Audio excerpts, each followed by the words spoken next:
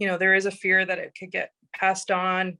We could experience a breakthrough infection for the people that are vaccinated in our household, that, some of the children might have some of the symptoms, or even worse, like have some of the serious issues that COVID can affect children with. Huntsville parent Karen Haynes says her daughter, who is in 6th grade at Spruce Glen Public School in Huntsville, has been self-isolating at home due to an outbreak in one of the classrooms a few weeks prior. Then she got some troubling news. And she's also tested for COVID, thankfully negative, but there are some cases in her class.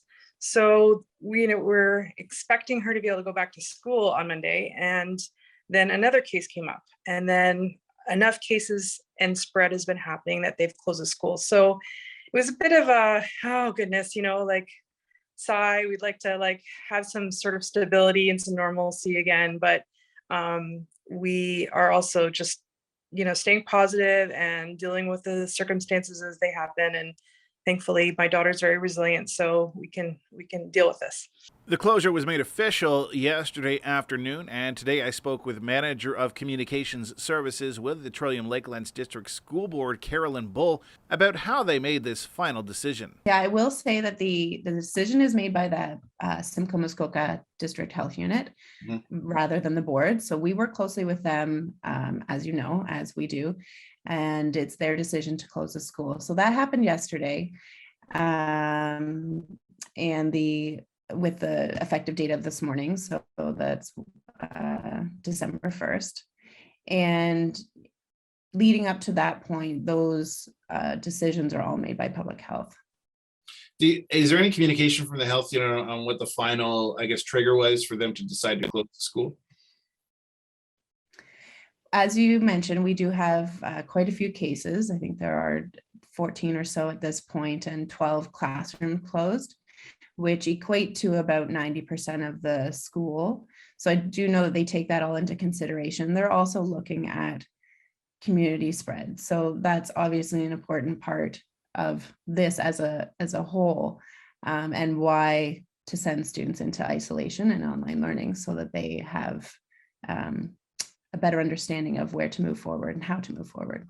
And is there a constant communication between the board and the health unit when situations like this start to arise? If a school has numbers that are growing, obviously you are going to reach out to the health unit to let them know, but does the discussion go back and forth for a bit of when this decision comes down?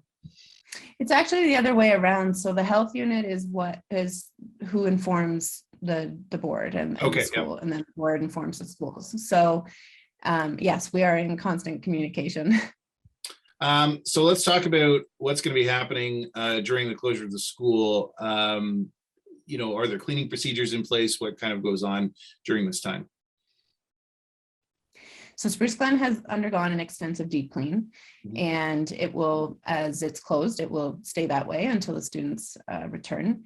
The targeted return date is Monday, December 13th. Okay. This is a target. As we all know, things can change, but we are all hopeful that is truly the date, and students will go back then.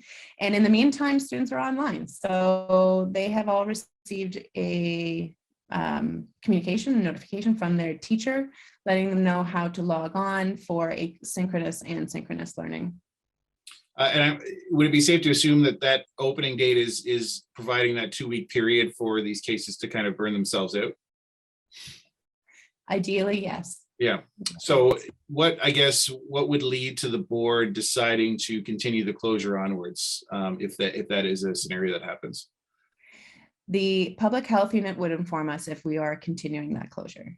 With COVID numbers rising in local schools, Simcoe Muskoka District Health Unit top doc Charles Gardner was asked if the winter break could be extended for these students. We've prioritized for the mental and physical well-being and education of our children and youth in-class, in-person education, and we're doing all that we can to avoid school closures. And so it's not our plan that we would extend the vacation. I can't guarantee that won't happen with a potentially provincial decision, but that's not our plan at this time. As for Haynes, she's hopeful that parents will make the right decision for their kids like she has. I'll feel better once parents get on board and start vaccinating their children. And I know there's various opinions or needs about, things about that. But I guess we feel more comfortable my daughter getting vaccinated versus getting COVID.